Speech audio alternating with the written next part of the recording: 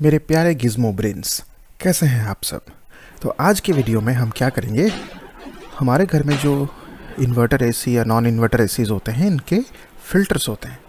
तो मैं अपना जो मेकअप एकेडमी और स्टूडियो है, उसमें जो एसी लगे हुए हैं उसके फ़िल्टर साफ़ कर रहा हूँ। ये देख सकते हैं कितना गंदा है ये फ़िल्टर। वैसे तो ज़्यादा दिख नहीं रहा है, जब इसको क्लीन करेंगे ना तब दिखेगा। तो एक साथ करेंगे। अभी इसको ऐसे रख देते हैं। मैंने फ्लश कर दिया ताकि आपको दिखे कि कितना मैल धूल था उसमें। ये वाला जो इन्वर्टर है, ये ब्लू स्टार का 1 टन नॉन इन्वर्टर एसी है। तो इसके भी फ़िल्टर्स हम निकाल लेते हैं। छोटे छोटे से फ़िल्टर्स हैं। ये धूल देख सकते हैं, ब्लैक कलर की फ़िल्टर है तो ज़्यादा दिख रहा है इस पर अच्छे से। तो चलिए अभी पहला फ़िल्टर मैं वॉश करता हूँ। जो हेल्थ फैसेट होता है उसके मदद से मैं ये रिवर्स साइड से, पीछे की तरफ से इस पर स्प्रे कर रहा हूँ। देख सकते हैं क्लीन हो रहा है।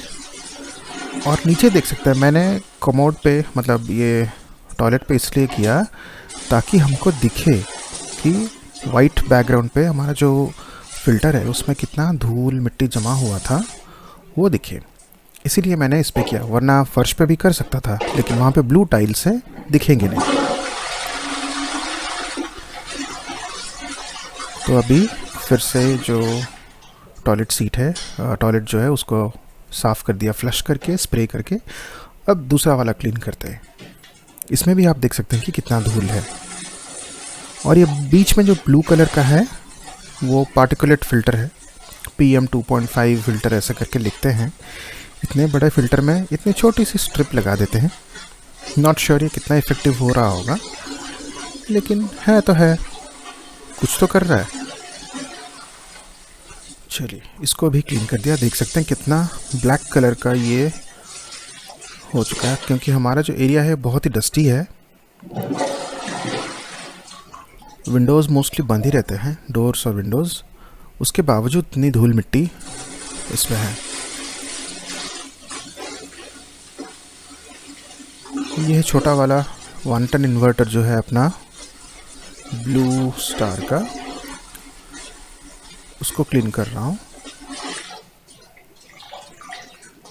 क्योंकि ऐसे कम यूज़ होता है, बहुत ज़्यादा उस पर डस्ट एक्यूमुलेट हुआ नहीं है। ये काम आपको हर 3 महीने करना पड़ेगा ताकि आपकी जो एसी का एयर फ्लो है वो सही रहे, सही से ठंडा हो रूम। आप खुद से कर सकते हैं, कोई वैसे मैकेनिक या टेक्नीशियन बुलाने की ज़रूरत नहीं है, अगर आपको कॉन्फिडेंस है तो। फिर से सारा फ्लश कर दिया, एकदम साफ़ हो गया। आपको पता चलेगा कि कितना डस्ट था। अभी मैं इसको हल्के हाथ ऐसे वॉल पे ठोक रहा हूँ ताकि जो पानी लगा होगा ना अपने जाली में, फ़िल्टर की जाली पे, ये प्लास्टिक की जालियाँ होती हैं, इसको बहुत ज़्यादा ज़ोर से ना पटकिए दीवार पे, नहीं तो टूट सकते हैं। क्योंकि ये बाथरूम छोटी सी है और इको हो रही है, इसलिए लग रहा है जैसे बहुत ज़ोर से मैं पीट रहा हूँ, लेकिन नहीं, हल्के हाथ इसको बस स्ट्राइक कीजिए ताकि जितना पानी है इसमें, देखिए अभी आर पार दिख रहा है, पानी निकल गया है। तो ना घर के फर्श पे गिरेगा पानी, ना ही कहीं पे गंदा होगा। और हम इसी कनेक्ट करेंगे वापस। ये जो फ़िल्टर्स हैं इसके स्लॉट्स होते हैं, उसमें लगा के ऐसे स्लाइड कर देंगे ऊपर, तो वो ऊपर जाके लॉक हो जाएगा। इसका क्लोजअप वीडियो मैं नहीं बना सका, लेकिन ज़रूर बनाऊंगा किसी और वीडियो में और लिंक शेयर करूंगा।